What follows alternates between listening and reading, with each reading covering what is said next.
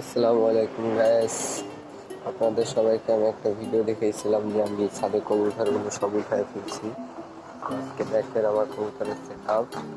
এখানে 3 খোপের একটা খাঁচা আছে এবং সিঙ্গেল একটা আছে, এবং নিচে আমার খাঁচা আছে, ওখানেও কিছু কবুতর রাখছি।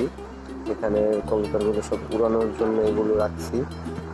এগুলো আমি সব নতুন কালেকশন করছি, এটা তো আপনারা আগেই দেখছেন আমার ভিডিওতে। আর এগুলো তো দেখানো হয় নাই আপনাদেরকে, আস্তে আস্তে সিঙ্গেল ভিডিও করে করে আপনাদেরকে দেখাবো।